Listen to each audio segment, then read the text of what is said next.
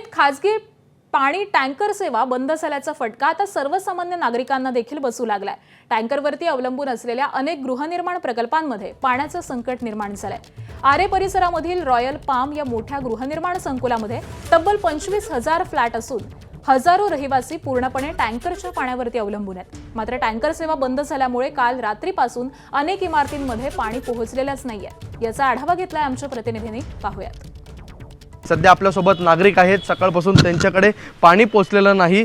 काय सांगाल की तुमच्या सोसायटीमध्ये एकंदरीत 25,000 घर आहेत पण अजून देखील पाणी आलेलं नाहीये, टँकर सेवा बंद आहे? आमच्याकडे हा दरवर्षी प्रॉब्लेम होतो की टँकरवाले स्ट्राईक करतात आणि पाणी येत नाही। आम्ही BMCकडे गेलो, मंत्री CM फडणवीस साहेबांकडे गेलो, पण आमच्या बिल्डिंगमध्ये 17 वर्ष झाली पाणीच नाही आहे। आणि हे तुम्ही बघितलात, खाली बादल्या आहेत, लहान मुलं आहेत, सिनियर सिटीजन आहेत।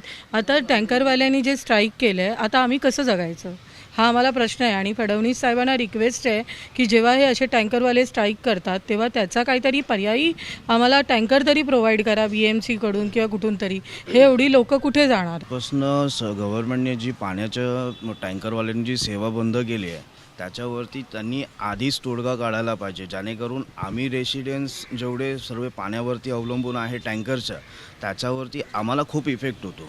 त्यांनी पर्यायी मार्ग दिला पाहिजे काहीतरी। आता आम्हाला BMCच्या पाण्याचा इकडे सप्लाय द्यावा। जर तुम्हाला टँकर्स फक्त टँकरवरती जर त्यांचे जे काही गव्हर्नमेंटचे रूल लागू झाले, त्यांना काही फाईन लागले, त्याच्यामुळे जर असे अचानक स्ट्राईक करणार असतील तर आमच्याकडे ॲटलिस्ट BMC पाणी पुरवावं, जेणेकरून आमचा हा जो 2019-17 पासूनचा हा जो पाण्याचा प्रॉब्लेम चालू आहे तो आता 2019 पासून खूप वाढला आहे, तो कमी करण्यात यावा। लहान मुलांचे आता स्कूल सुरू झाले आहेत, तर ह्या टाईममध्ये पाणी स्ट्राईक करणं थोडं डिफिकल्ट होतं। आता शाळा सुरू झाल्या, सकाळच्या शाळा आहेत, लहान मुलांची तयारी करायला, आणि याच्यामध्ये थोडं लवकर स्ट्राईक हे झालं तर बरं होईल असं आमचं म्हणणं आहे। जे पाणी पुरवठा जो आहे लवकर पुरवावा। सर्व नागरिकांचं एकच म्हणणं आहे की कालपासूनच आमच्याकडे जी टँकर सेवा आहे ती बंद झाली आहे, त्यामुळे आम्हाला अनेक अडचणीच्या सामोरं जावं लागतं। त्यामध्ये छोटी मुलं असतील, ज्येष्ठ नागरिक असतील, यांना देखील यामुळे अनेक त्रास सहन करावा लागतोय। कॅमेरामन कृष्णा खापरेसह ईशान देशमुख, ABP माझा, मुंबई।